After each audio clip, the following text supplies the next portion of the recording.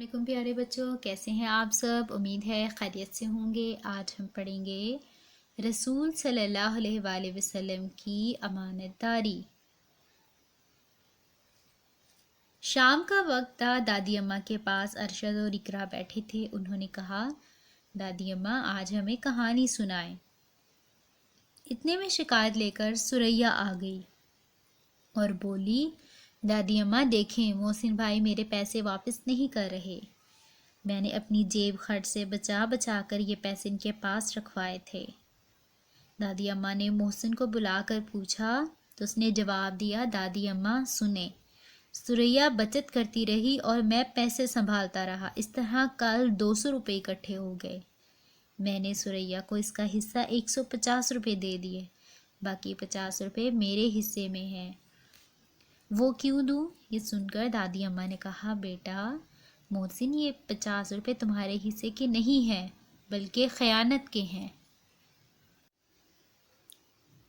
बहन को जल्दी से वापस कर दो और अल्लाह ताला से तौबा करो, क्योंकि अमानत में खयानत करना बहुत बड़ा गुनाह है।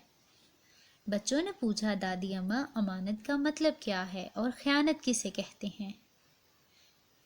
उस माल या चीज़ को अमानत कहते हैं जो आप किसी दूसरे शख्स के पास कुछ अरसा तक हिफाजत के लिए रखवाते हैं और ज़रूरत पड़ने पर वापस ले लेते हैं।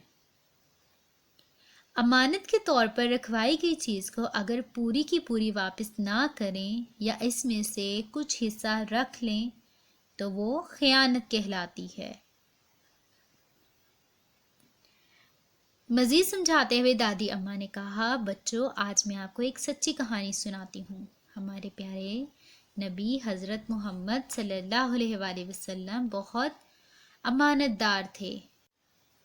दोस्त दुश्मन सभी उनको सादिक और अमीन के नाम से पुकारते थे। आप सल्लल्लाहु अलैहि वसल्लम दूसरों के माल अमानत को हमेशा महफूज रखते, मांगने पर उनकी चीज़ें पूरी पूरी वापस करते।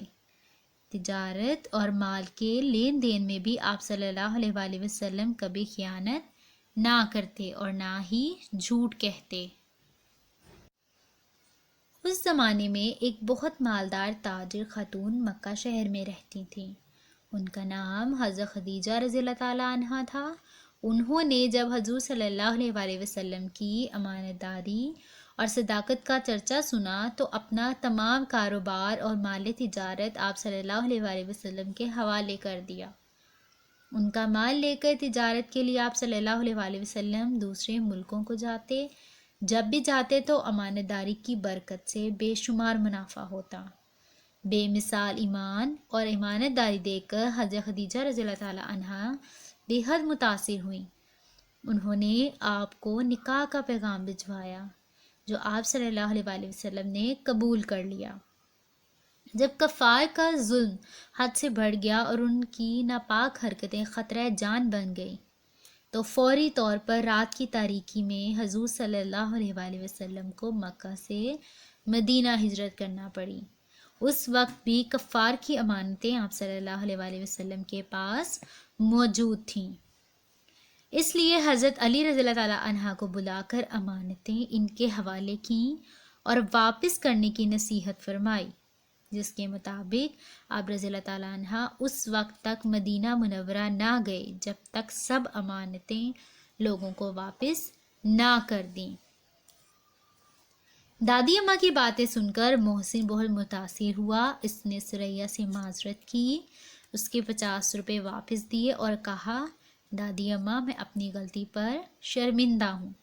मैं अल्लाह ताला से तौबा करता हूँ। मैं वादा करता हूँ कि आइंदा कभी अमानत में खयानत नहीं करूँगा। प्यारे बच्चों, आपको अच्छे से समझ आया होगा। आज के बाद आप भी अमानत में खयानत नहीं करेंगे और जो भी चीज़ आपके पास अमानत के तौर पर रखवाई जाए उसे पूरा पूरा वापस करेंगे। उम्मीद है आज का सबका आपको अच्छे से समझ आया होगा। अपना ख्याल रखिएगा। अल्लाह हाफिज़।